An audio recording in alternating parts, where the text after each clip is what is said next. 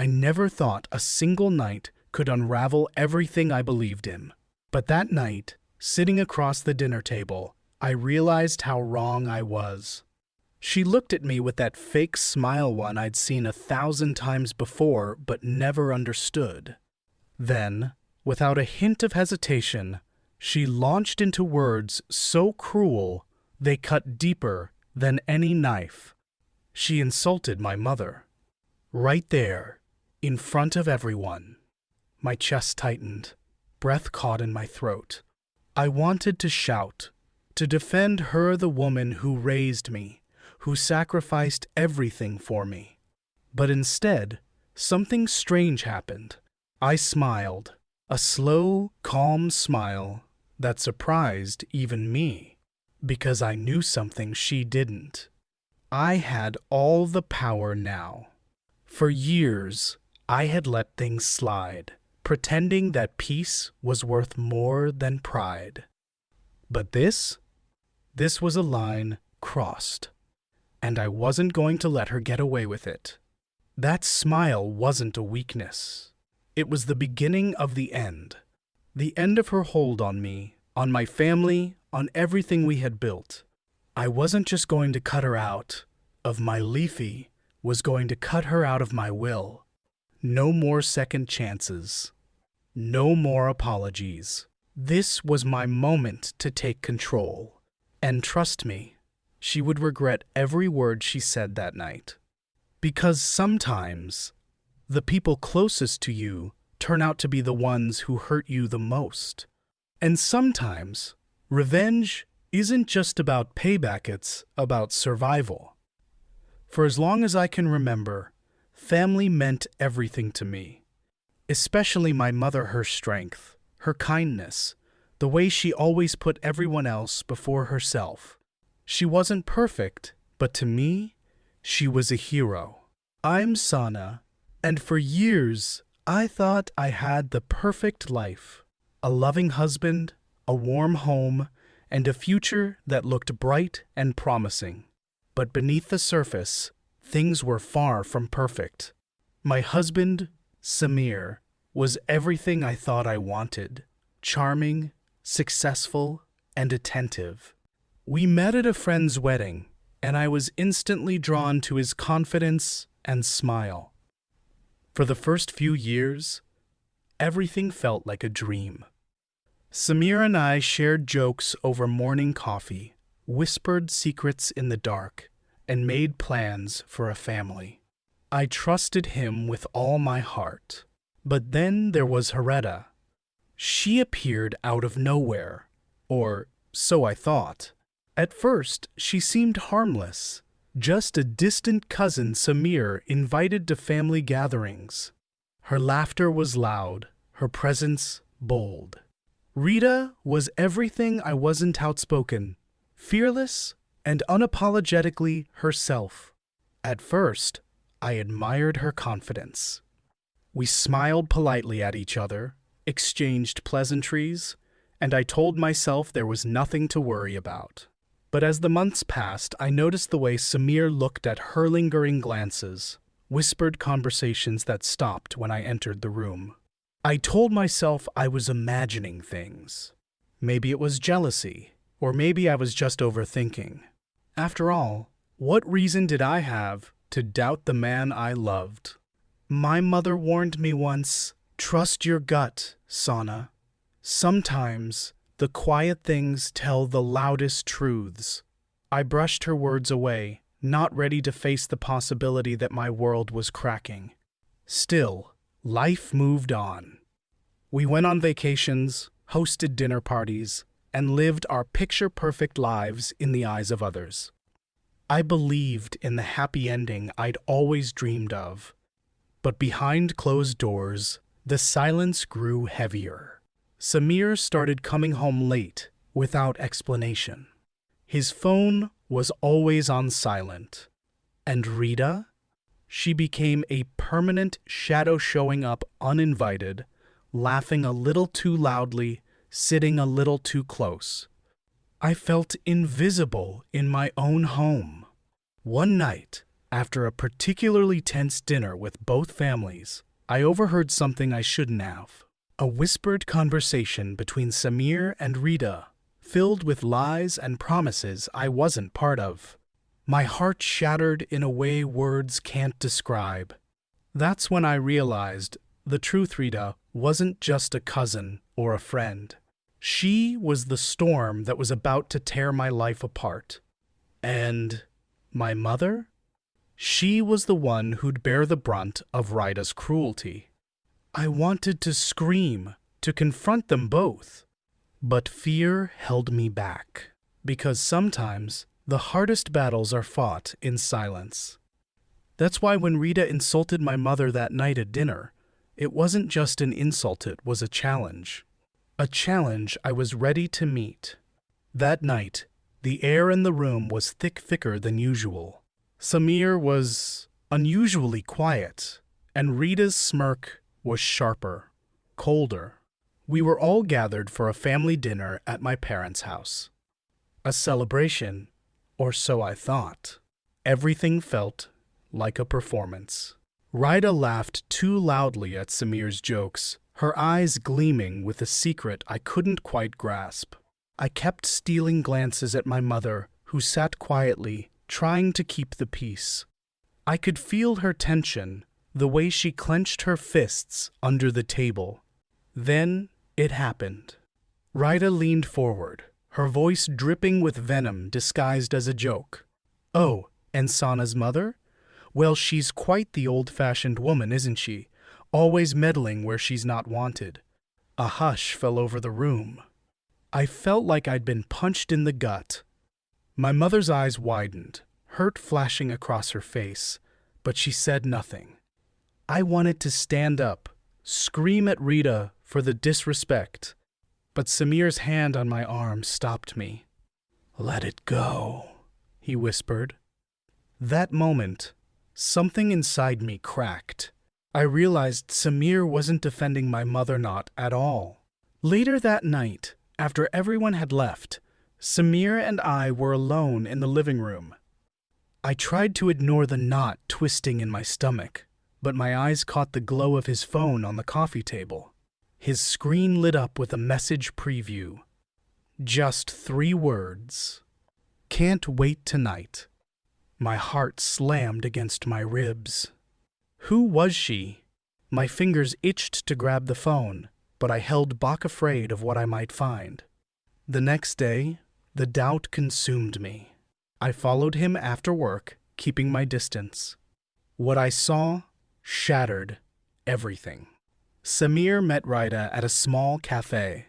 Their smiles too intimate, too familiar. They whispered, shared quick touches, laughing like lovers, not cousins. I wanted to scream, to confront them both then and there.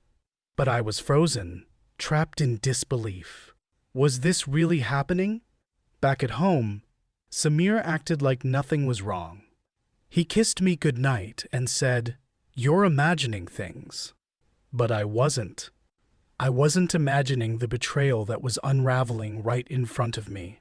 I realized then that the perfect life I'd built was just a fragile illusion, and Rita was the wedge slowly driving us apart. The real question now was, what would I do with this truth? For days, I was trapped in my own Minda war zone of doubt and fear. Every time Samir's phone buzzed, my heart would skip a beat. Was it her again? Was he hiding more lies? I kept telling myself, maybe it's nothing. Maybe I'm overthinking. But the more I tried to convince myself, the louder the doubts screamed inside. One night, I sat alone in our bedroom, the silence pressing down on me like a weight. I stared at the phone Samir had carelessly left on the nightstand. I wanted to pick it up, to see the messages, but my fingers trembled. Should I? I whispered to myself, if I do this, there's no turning back.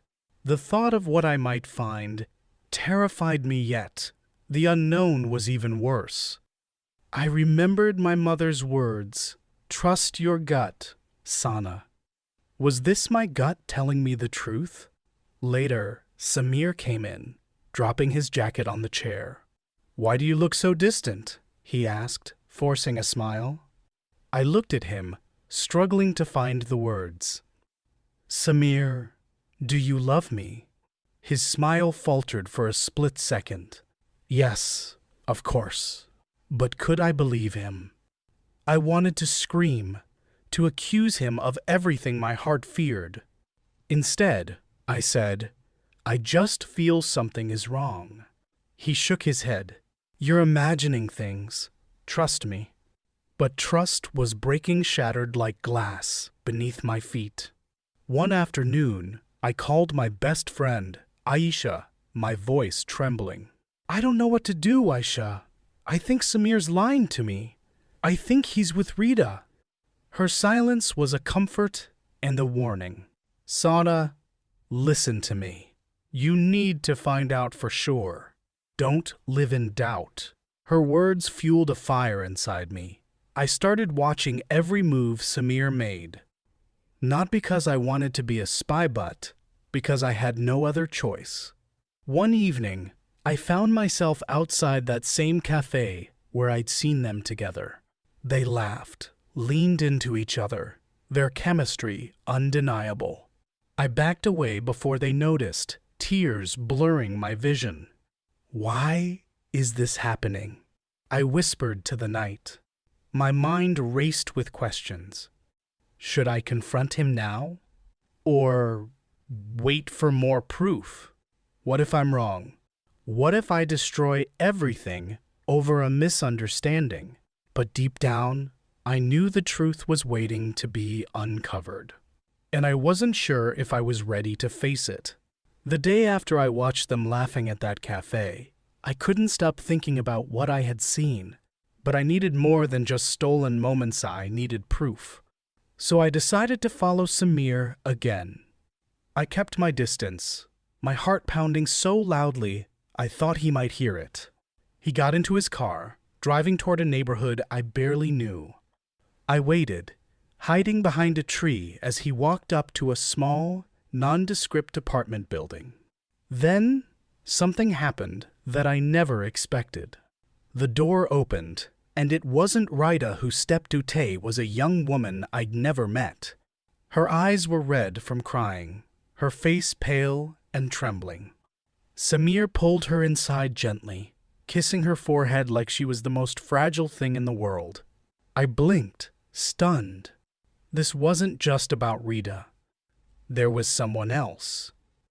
Someone he'd been hiding from me all along. For a moment, I felt like the ground had vanished beneath me.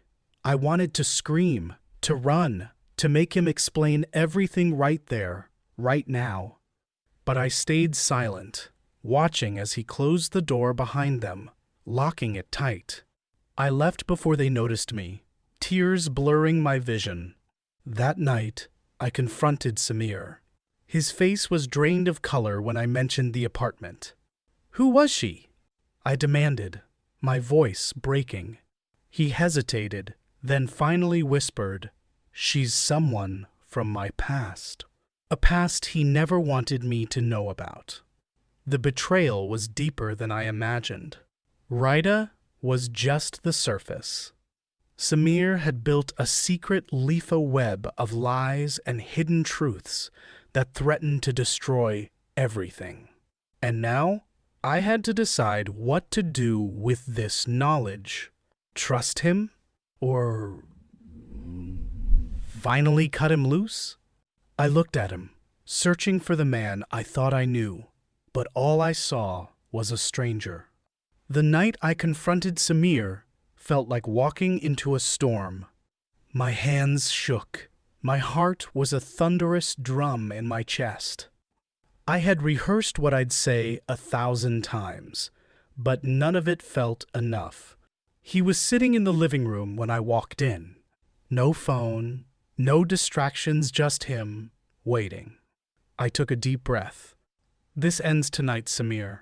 His eyes flickered with something I couldn't read. Guilt? Fear? Regret? "I know about the apartment. I know about her. He swallowed hard, standing up slowly. I wanted to tell you, Sana. I wanted to, but it's complicated. Complicated? You lied to me every day. You brought Rita into our lives knowing she would hurt me and my family. He looked away, voice low. Rita wasn't supposed to be like this. My anger boiled over. How could you let her insult my mother? How could you sit there and do nothing? He finally met my eyes. I was scared. Scared of losing you. Scared of what the truth would do to us. I laughed bitterly. The truth already destroyed us. Then came the bombshell. He stepped closer, voice trembling. There's something else you don't know. My breath caught. What? He looked me in the eye, his face raw. The woman in that apartment, she's pregnant. The world stopped. I couldn't speak, couldn't move. He continued, barely above a whisper. It's mine. I didn't want to hide it from you anymore. Tears blurred my vision. The man I loved was a stranger. He had shattered my trust, betrayed my family, and now he was bringing another life into this mess. Why didn't you tell me? I choked out. Because I didn't want to hurt you. But the hurt was already deep. I stepped back, feeling the weight of 1,000 broken promises crash down on me. That night, everything changed. I realized I had two choices: stay and fight a losing battle, or walk away and reclaim my life. I looked at him one last time, my voice steady. You lost me, Samir, and I'm done. Walking away from Samir was the hardest thing I ever did. Every step felt like a betrayal to the life I had dreamed of, but also a liberation from the pain I couldn't endure anymore. I told my mother everything, every cruel word, every secret betrayal. She held me like a shield, her strength now mine to carry forward. The will the one Samir thought would keep me tied to him was rewritten. I made sure Rita and Samir's new secret family wouldn't benefit from what was. I smiled, not the fake smile I gave at that dreadful dinner, but one born of strength and resolve, rightfully ours. It was my way of saying, you lost everything when you lost me. Friends rallied around me, offering love and support I hadn't realized I needed. Slowly, I began to rebuild piece by piece. I enrolled in art classes, something I had always put aside. I traveled alone for the first time, feeling the freedom that came with rediscovering myself. Sometimes, late at night, the memories haunted me, the laughter that wasn't mine, the whispered lies, the family dinners turned into battlegrounds. But I refused to be a victim. I was a survivor. And one day, when I was ready, I forgave myself for not seeing the signs sooner. Because sometimes, the people we love the most are the ones who hurt us the deepest. And just like that, everything I thought I knew about love and trust was gone. But from the ashes, I found something stronger me.